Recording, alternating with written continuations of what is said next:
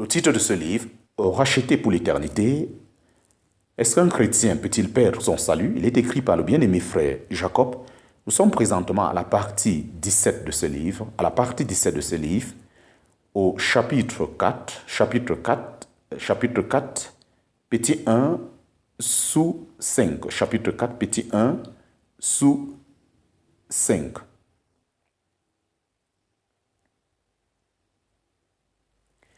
Quelqu'un peut être attiré par l'excellence des enseignements de la foi chrétienne.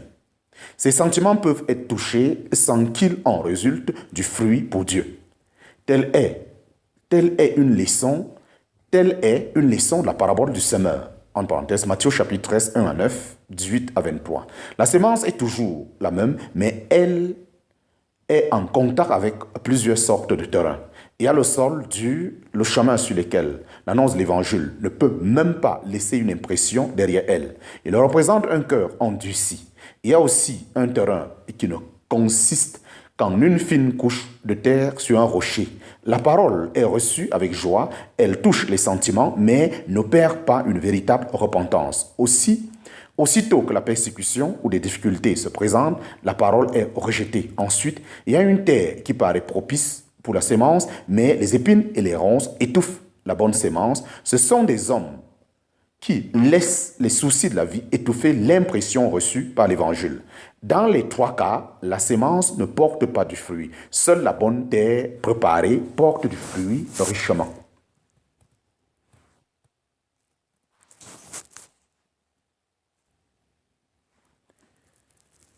Chapitre 4, petit 1 sous 5. Qui ont goûté les miracles du siècle à venir. L'application de l'évangile était accompagnée de miracles. Dans un temps futur, il en sera de même. Et c'est pour cela qu'ils sont appelés les miracles du siècle à venir. Les témoins de Dieu au temps de l'Antichrist auront le pouvoir de fermer le ciel afin qu'il ne tombe point de pluie et le pouvoir sur les eaux pour les changer en sang. En parenthèse, Apocalypse chapitre 11, verset 6. Beaucoup de Juifs avaient appris à connaître cette puissance de Dieu. Ils avaient vu les miracles et en avaient été très impressionnés.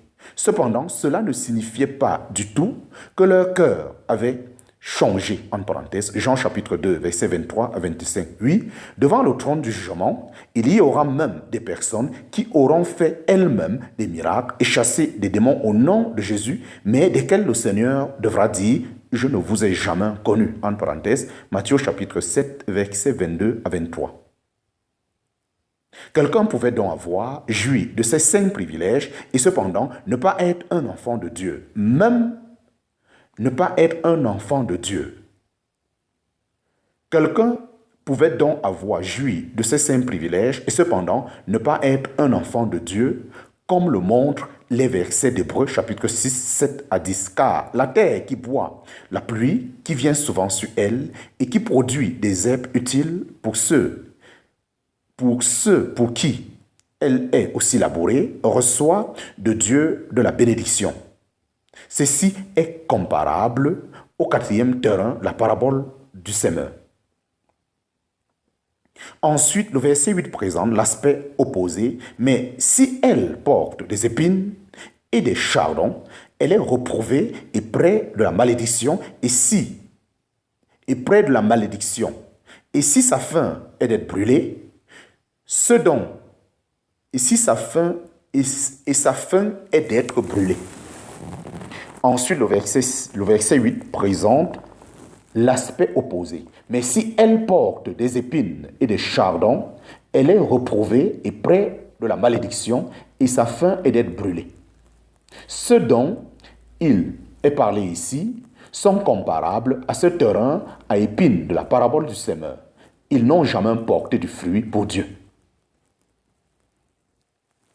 Enfin vient l'expression déjà citée, mais nous sommes persuadés en ce qui vous concerne, bien-aimés, de choses meilleures et qui tiennent au salut, quoique nous parlons ainsi, ou, pour l'exprimer autrement, vous dont le cœur a été saisi par l'évangile, je ne vous compare pas avec ceux qui ont abandonné le salut. Le Seigneur qui ont abandonné le salut le Seigneur et la foi chrétienne parce qu'ils ne les ont connus qu'extérieurement. Je ne vous compare pas avec ceux qui ont abandonné le salut, le Seigneur et la foi chrétienne, parce qu'ils ne les ont connus qu'extérieurement.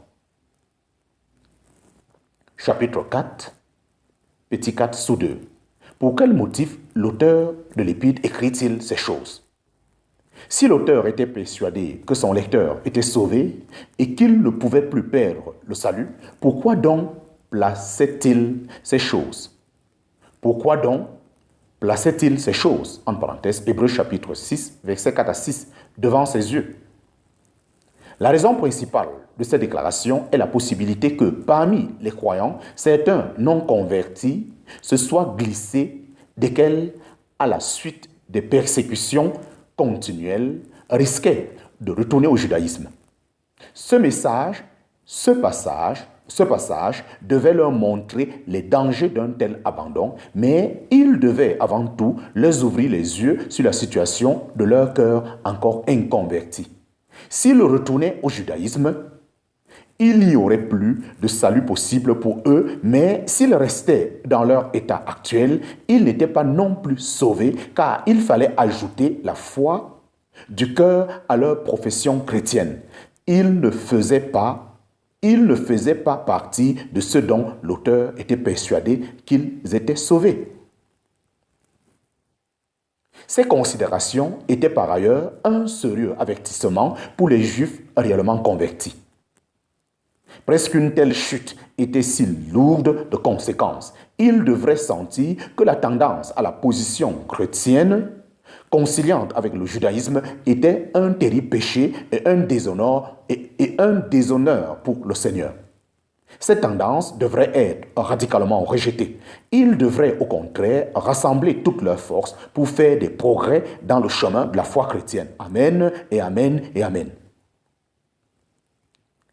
Les croyants hébreux étaient devenus paresseux à écouter. L'auteur ne pouvait pas leur parler la signification spirituelle d'une personne comme Melchisédek. Ils ne pouvaient pas supporter la nourriture solide. Ils étaient de nouveau devenus comme des enfants qui ont besoin du lait de l'évangile. Ils étaient inexpérimentés dans la parole de la justice, en parenthèse, Hébreux chapitre 5, versets 11 à 13. Ils connaissaient la parole du Christ telle qu'elle se manifestait à eux dans l'Ancien Testament. Certes, ils saisissaient aussi la signification des ablutions dans le service lévitique et de l'imposition des mains sur la tête des animaux pour le sacrifice et ils connaissaient quelque chose de la résurrection des morts et du jugement éternel, mais tout ceci ne correspondait pas à la position du chrétien adulte. En parenthèse, Hébreux chapitre 6, versets 1 à 3. Un Israélite, avant la crucifixion de Jésus, pouvait déjà connaître ces choses. Il devait donc ne pas s'arrêter à ces enseignements de commencement et avancer vers l'état d'homme fait, au lieu de regarder en arrière, en risquant un recul. Il devrait regarder en avant, croissant et portant du fruit pour Dieu. Amen et amen. Chapitre 4, petit 4 sous 3. Cela est-il donc si grave? Peut-être quelques-uns est-il choqués par le caractère définitif de l'expression « il est impossible qu'il soit renouvelé encore à repentance ». En parenthèse, Hébreux chapitre 6, versets 4 à 6. Pourquoi était-il si grave pour un chrétien d'origine juive de retourner au judaïsme? L'Épître aux Hébreux a pour but de montrer aux Juifs que Christ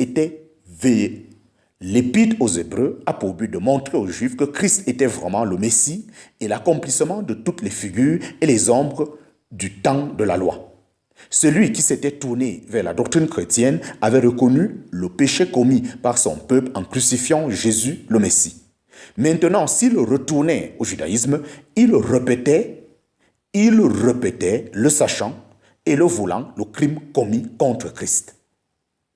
De plus, les miracles accomplis au sein du christianisme, comme on les voit relatés dans les actes, témoignent de la glorification du Messie crucifié. En parenthèse, Actes chapitre 2, verset 23.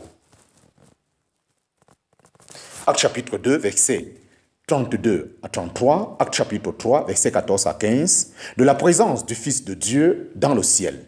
Ces miracles étaient appelés miracles du siècle à venir. En parenthèse, Hébreux chapitre 6, verset 4 à 6. Car il était une anticipation partielle de la pleine et glorieuse délivrance qui aura lieu dans le monde à venir quand le Messie triomphant détruira entièrement tout le pouvoir de Satan.